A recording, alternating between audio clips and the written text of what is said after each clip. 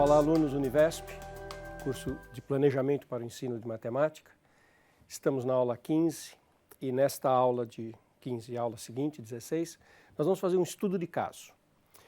Nas aulas anteriores, nós discutimos a questão da Base Nacional Comum Curricular, o diálogo entre a base, que é esse documento muito recente, e os parâmetros curriculares nacionais, e como que eles vão impactar a vida na escola, a vida do professor.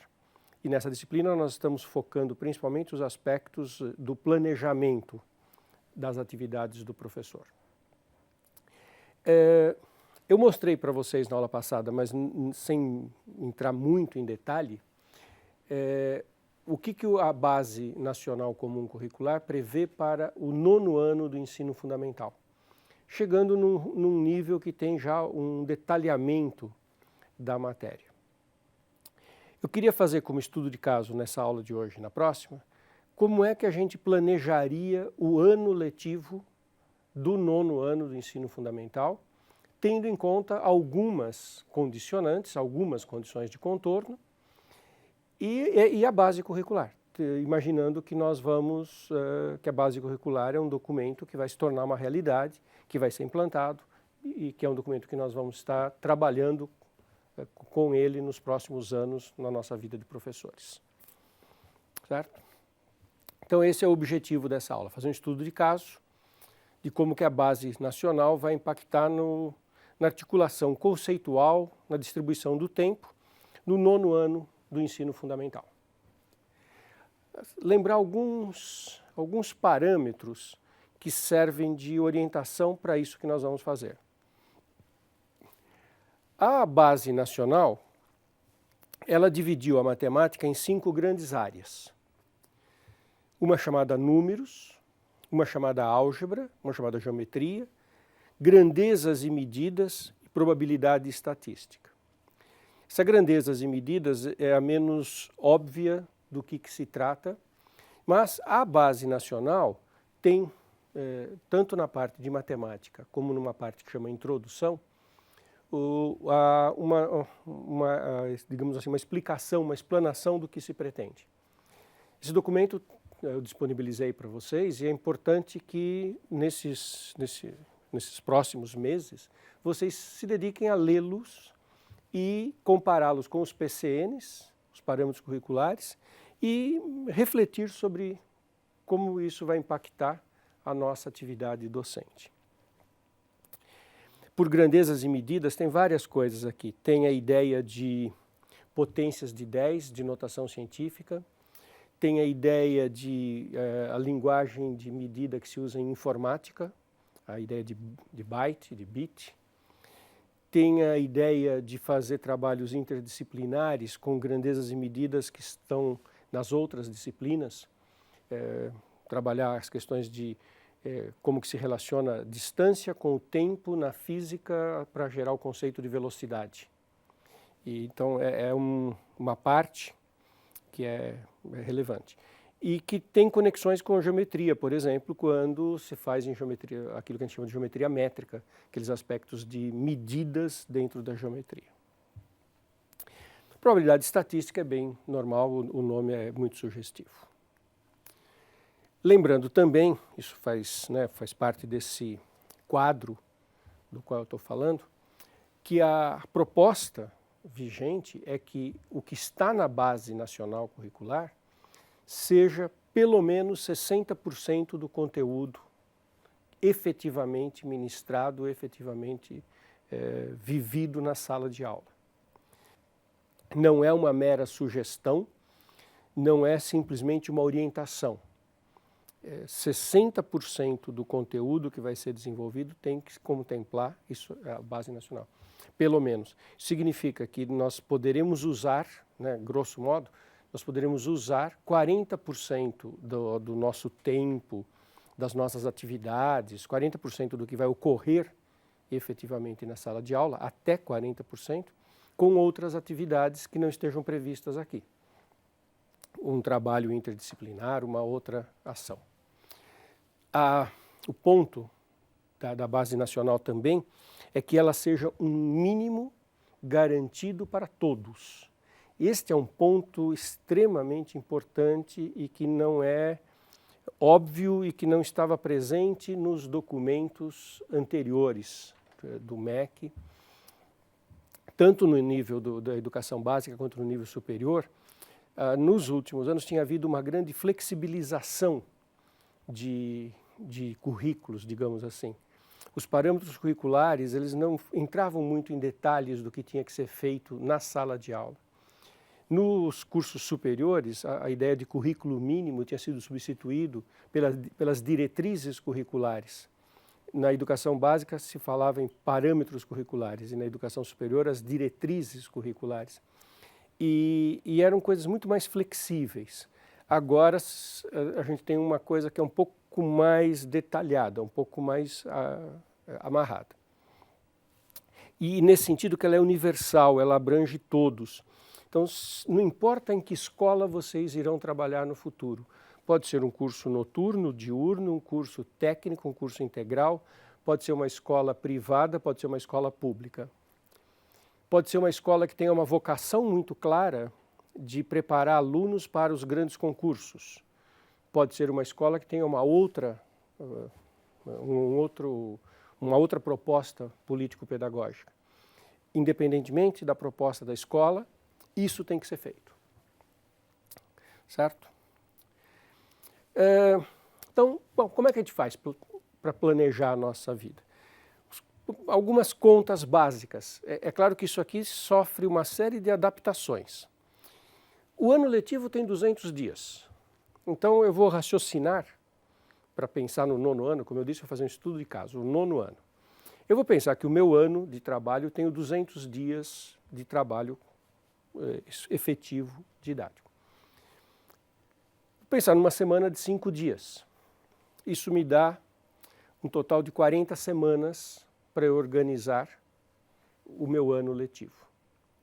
Então, o primeiro exercício que eu vou fazer é distribuir a matéria que está dada na base nacional, lembrando que ela é obrigatória, que ela é o mínimo, que ela tem que contemplar 60%, eu vou tentar ver se eu consigo distribuir esse conteúdo nesse período letivo.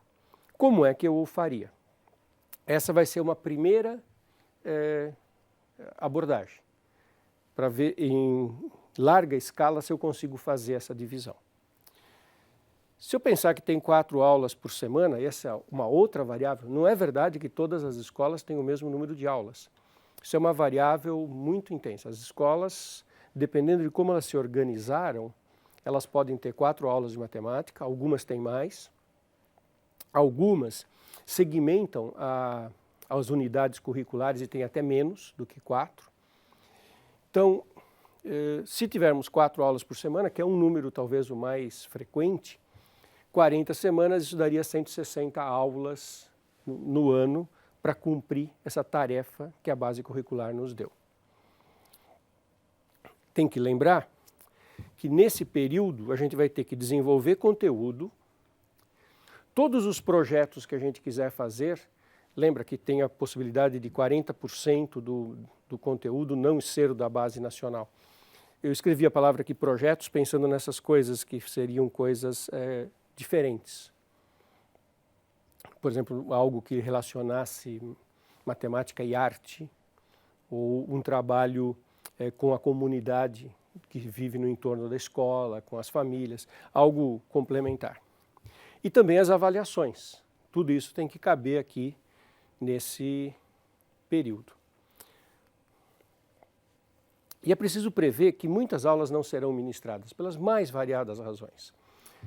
Vou dar o depoimento de algumas situações da minha experiência, dos anos que eu trabalhei com educação básica. Trabalhei muitos anos no ensino fundamental e um período menor, muitos anos no ensino médio e um período menor no fundamental.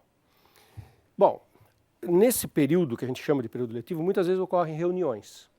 Às vezes reuniões de planejamento, às vezes reuniões de pais, as mais variadas reuniões, e que muitas vezes ocorrem em dia que seria de aula. Então, a gente quando pensa 40 semanas, 200 dias letivos, nós temos dias que são letivos, mas não são dias para tratar do conteúdo que está na base nacional.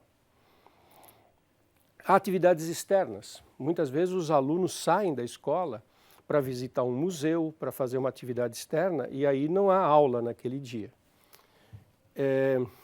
Projetos interdisciplinares, às vezes você para o conteúdo que você está desenvolvendo para um projeto com outra disciplina. Existem escolas que param para fazer avaliações globais. Existem escolas em que a avaliação de cada disciplina se faz dentro da aula da disciplina. Existem escolas que têm semana de provas, que têm quinzena de provas, e isso pode alterar o número de dias. Então, a minha experiência é que eu sempre raciocino em termos de 30 semanas letivas. Então, para mim, o ano letivo tem 30 semanas. O semestre letivo tem 15 semanas. Quando eu trabalhava na universidade, que as disciplinas eram semestrais, para mim a disciplina era de 15 semanas. Tá? E, na verdade, nas universidades brasileiras, um crédito são 15 horas aula. Justamente pensando que o semestre tem 15 semanas. Então, eu vou tentar olhar o nosso conteúdo espalhado por 30 semanas. E antes de começar a fazer o trabalho concreto, mais uma reflexão importante. O planejamento do 8º e do 9º ano do ensino fundamental, ele me gera uma angústia, que eu vou dividir com vocês. A própria Base Nacional, ela, quando fala do ensino fundamental, ela fala anos iniciais e anos finais, séries iniciais e séries finais. Nas séries iniciais, quando nós estamos falando de crianças de 12, 13 anos, é claro que, até menos, né, crianças com 10, 11 anos, é claro que a abordagem de temas mais formais de matemática tem que ser feito numa linguagem, numa abordagem concreta, numa linguagem que seja coerente com o estágio de desenvolvimento intelectual, cognitivo da criança. E uma criança que está no 6º ano, nós não vamos fazer demonstração de teoremas, nós não vamos fazer grandes matemáticas extremamente sofisticadas. Nós queremos construir o conhecimento junto com a criança. O processo da criança construir o conhecimento é o principal. Mas quando nós vamos para o 9º e para o 8º ano, tem uma pergunta que se coloca. Um tema que está no 8º e no 9º ano, eu vou dar exemplos concretos. Porcentagem. Está no 9º ano, faz parte da Base Nacional do 9º ano. Ele pode estar antes. Antes ele vai ser feito de uma maneira bastante simples, porque a criança está em processo de desenvolvimento. Agora vamos pensar na criança que está terminando o ensino fundamental e tem lá um assunto, porcentagem. Mas isso se aplica a vários outros assuntos. Está lá porcentagem. Ela vai rever porcentagem no ensino médio? A resposta não é óbvia para essa pergunta, já detalho por quê. Mas por que a pergunta é importante? Porque se ele não for rever porcentagem no ensino médio, eu tenho que pensar que esse é o instante terminal de aprendizagem de porcentagem. Não só terminal para aquilo que o aluno vai usar na vida profissional, porcentagem ele vai usar na vida profissional, ele vai calcular taxa de juros, ele vai calcular inflação, ele vai calcular várias coisas usando porcentagem. Inflação acumulada, e se ele não for rever isso no ensino médio, então no 9º ano, em termos escolares, é a etapa final da porcentagem da educação básica. Então eu tenho que fazer da forma mais final, mais completa, mais sofisticada possível. Se ele for rever no ensino médio, eu posso fazer concessões. Eu posso deixar alguma abordagem mais difícil para fazer no ensino médio. Vocês percebem como isso faz diferença? E o mesmo se aplica para outros temas. Equação do 2º grau vai ser vista no ensino médio? Ah, vai, faz parte da ideia que todo mundo veja no ensino médio. Então, ótimo. Se eu tiver uma abordagem um pouquinho mais simples no ensino fundamental, eu posso deixar para completar no médio. Mas aqueles temas que, ao analisá-los, ao olhar para eles, fatoração, vai ter no ensino médio? Se a minha conclusão é que não vai ter, eu tenho que lembrar que é aqui o terminal. E terminal em que sentido? Além do que a pessoa vai usar na vida profissional, pensar nas provas, nas avaliações. E isso é universal, não é? Qualquer escola. Nós temos hoje uma crescente importância do exame chamado Enem. ele é o acesso para o ensino superior numa quantidade muito grande de universidades públicas, de vagas. Existem os vestibulares tradicionais. Então, se eu considerar que o ensino fundamental é terminal para o assunto porcentagem, fatoração, eu tenho que me preparar para um aluno que já é quase que é um adolescente, mas já é um adolescente mais velho, que consegue aprender coisas mais elaboradas e carregar um pouco mais no que eu vou ensinar. Se ele vai ter a chance de fazer isso no ensino médio, de retomar, eu posso gastar um pouco menos de tempo e ser um pouco mais leve no fundamental. Existem uma grande quantidade de escolas, muitas dessas escolas que trabalham com material que é encadernado na forma que as pessoas chamam de apostilas, são verdadeiros livros didáticos encadernados de uma forma diferente, né? Muitas dessas escolas que trabalham em redes, elas têm uma vocação muito grande para capacitar o aluno para elaborar provas, pensando no vestibular tradicional, pensando no Enem. Muitas dessas escolas retomam assuntos no ensino médio, outras não. Então, essas escolas que são muito vocacionadas para avaliações externas, elas muitas vezes repetem no ensino médio certos assuntos. E isso faz uma diferença na hora da gente fazer o nosso planejamento no 9º ano. Bom, vocês perceberam quantas condições de contorno a gente tem que levar em conta? Bom, tudo isso na cabeça, para todas essas perguntas não tem resposta única, vocês perceberam, né? Eu posso estar dependendo da escola que eu estou. A resposta a essa pergunta que eu falei, vai repetir ou não vai repetir no ensino médio, idealmente seria respondida junto com a comunidade escolar, né? É a proposta da escola. Mas muitas vezes é o professor que tem que decidir. Bom, aí olhamos as bases nacionais. Números. Necessidade de números reais para medir qualquer segmento de reta. Aqui já é mais ou menos claro do que se trata, mas a base detalha isso no documento. Gostaria que vocês lessem. E fala, sim, você tem que mostrar para o aluno que no quadrado, a diagonal, no quadrado de lado 1, a diagonal é um número irracional. Então, para medir qualquer segmento, você precisa de número real, não basta número inteiro, nem número racional. Então, é importante chegar nos números irracionais, reconhecer um número irracional, aí a sugestão é com as dízimas, localização de números na reta numérica, potências com expoentes negativos e fracionários, e números reais com notação científica e com problemas.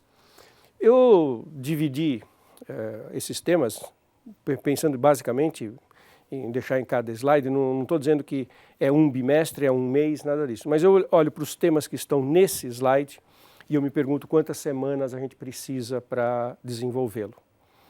Então vamos pensar um pouquinho aqui. Eu chutei aqui 3 semanas, eu achei que a gente conseguiria. Tem que lembrar então do quê? O que a gente vai ter que fazer? Vai ter que discutir a necessidade de ter o número raiz de 2. Vai ter que discutir a expressão decimal do raiz de 2, que não basta dizer que ele é 1,4. Precisa discutir que a decimal é infinita, não periódica, etc. É preciso aprender a localizar onde estão esses números na reta real. É preciso discutir a necessidade desses números. Talvez um pouco de história ajude a entender isso. O reconhecimento e a localização na reta. Então, trabalhar com a reta numérica e os reais. Potências com expoente negativo e fracionários. Quanto que a gente vai falar disso? E aqui eu volto àquela pergunta que eu estava falando. Isso vai ser retomado no ensino médio? Se não vai ser retomado, esse é o instante final. Então, potências com expoente negativos, né? Lembrar que 2 elevado a menos 3 vai ser 1 sobre 2 elevado à terceira. E a gente precisa que o aluno entenda isso numericamente, faça contas, conheça as propriedades operatórias e expoentes fracionários. Então nós queremos que os alunos saibam que raiz de 2 pode ser colocado na forma 2 elevado a meio e fazer exercícios com isso. E, além disso, os números reais com notação científica. A notação científica é escrever o número 302 como o número 3,02 vezes 10 elevado a 2. E isso tudo eu previ que a gente gastasse 3 semanas. É uma pergunta para vocês, quanto tempo vocês gastariam? Vocês entenderam como que eu estou pensando no nosso planejamento anual? E eu fiz isso por bloquinho de matérias. Porcentagem, problemas que envolvem cálculo de percentuais sucessivos, de álgebra, funções, representação numérica, algébrica e gráfica. Olha só, representação numérica, algébrica e gráfica de funções. São temas que tomam tempo, e aqui razão entre grandezas de espécies diferentes, que é a história de aplicações na física, velocidade que mistura distância com tempo. Tudo. Eu previ 4 semanas para isso, achando que só a parte de funções exigiria um tempo mais razoável. Então, vou deixar aqui como uma reflexão para vocês. Grandezas diretamente proporcionais, inversamente proporcionais, expressões algébricas, fatoração e produtos notáveis, nós estamos vendo isso em práticas de ensino, e resolução de equações do 2º grau por fatoração. Se o aluno do ensino fundamental não for rever isso no ensino médio, você tem que fechar a formação dele aqui. E aí tem que fazer coisas bastante sofisticadas de fatoração, se nós queremos preparar o nosso aluno de uma escola pública para prestar o Enem, para se sair bem e disputar uma vaga numa universidade. E para tudo isso eu pensei, então, um período de 4 semanas. Eu vou continuar essa análise na próxima aula. Vamos dar um break agora e na próxima aula eu continuo.